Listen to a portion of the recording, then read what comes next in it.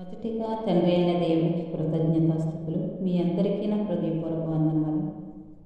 ఆదికాండము 7వ అధ్యాయం 1 నుంచి 24వ వచనం వరకు చదువుకుందాం.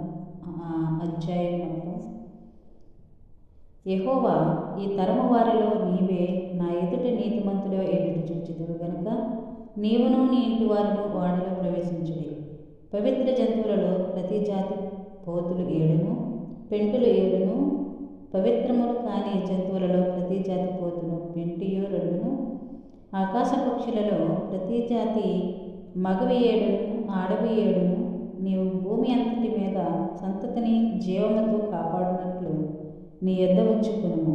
ఎందుకనగా ఇంకను 7 దినములకు నేను 40 పగళ్లను 40 రాత్రులను భూమి మీద వర్షము కురిపించి నేను చేసిన సమస్త జీవరాశులను భూమి మీద ఉండకుండా తుడిచివేయుదునని నోవాహుతో చెప్పాను. తనకు యెహోవా ఆజ్ఞాపించిన ప్రకారం నోవాహు యావత్తు చేసెను. ఆ జలప్రవాహము భూమి మీదకు వచ్చినప్పుడు నోవాహు 600 ఏండ్లవాడు. అప్పుడు నోవాహును అతనితో కూడా అతని కుమారులను, అతని భార్య, అతని కోడళ్లను ఆ ప్రవాహ జలములను తప్పించుకొనుటకై ఆ ఓడలో ప్రవేశించిరి. దేవుడు నోవాహునకు ఆజ్ఞాపించిన ప్రకారము పవిత్ర జంతువులలోను అపవిత్ర జంతువులలోను పక్షులలోను నేలను ప్రాకు వాటినన్నిటిలోనూ మగది ఆడది జతజతులుగా ఓడలోనున్న నోవాహు వద్దకు చేరెను. 7 దినములైన తరువాత ఆ ప్రవాహ జలములు భూమి మీదకి వచ్చెను. నోవాహు వయసు యొక్క 600 సంవత్సరం 217వ దినమున మహాగాధ జలములు ఓటలన్నీ ఆ దినమందే వినబడెను. ఆకాశపు తూములు ఊపబడెను. 40 పగళ్లను 40 రాత్రులను ప్రచండ వర్షము భూమి మీద కురిసెను. ఆ దినమందే నోవాహు కుమారులకు షేమును, హామును, యాపెతును, నోవాహు భార్యయు వారితో కూడా అతని 3 కోడళ్లను ఆ ఓడలో ప్రవేశించిరి.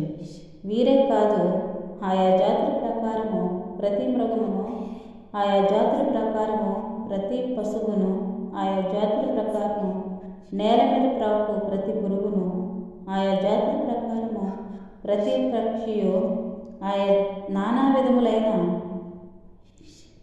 రెక్కలు గల ప్రతి పెట్టయు ప్రవేశించింది. జీవాత్మ గల సమస్త శరీరులలో రెండేసి వాడలోనున్న నోవాహునకు ప్రవేశించినవన్నీ దేవుడు అతనికి ఆజ్ఞాపించిన ప్రకారము సమస్త శరీరులలో మగదయు ఆడదయు ప్రవేశించింది. అప్పుడు యెహోవా ఓడలో అతన్ని మూసివేసింది. ఆ జలప్రవాహము 40 దినములు భూమి మీద నుండగా జలములు విస్తరించి ఓడను తేలచేసినందున అది భూమి మీద నుండి పైకి లేచింది. జలములు భూమి మీద ప్రచండముగా ప్రబలి మిక్కిలి విస్తరించినప్పుడు ఓడ నీళ్ళ మీద నడిచెను. ఆ ప్రచండ జలములు భూమి మీద అత్యధికంగా ప్రబలినందున ఆకాశమంతటి క్రిందనున్న గొప్ప పర్వతములన్నీ మునిగిపోయాను. 15 మూరల ఎత్తున నీళ్లు ప్రచండముగా ప్రబలను గనుక పర్వతములను మునిగిపోయాను. అప్పుడు పక్షులేమి, పశువులేమి, మృగములేమి, భూమి మీద ప్రాకు పురుగులేమి, భూమి మీద సంచరించే సమస్త శరీరులేమి, సమస్త నరులేమి చచ్చిపోయేది. పొడి నేల మీదనున్న వాటినన్నిటిలోనూ నాసికరంధ్రములలో జీవాత్మ సంబంధమైన ఊపిరి గలవన్నీ చనిపోయేవి. నరులతో కూడా పశువులను, పురుగులను, ఆకాశ పక్షులను, నేల మీదనున్న జీవరాశులన్నీ తుడిచివేయబడిను. అవి భూమి మీద నుండకుండా తుడిచివేయబడిను. నోవాహును అతనితో కూడా ఆ ఓడలో నున్నవన్నీ మాత్రం మిగిలి ఉండెను.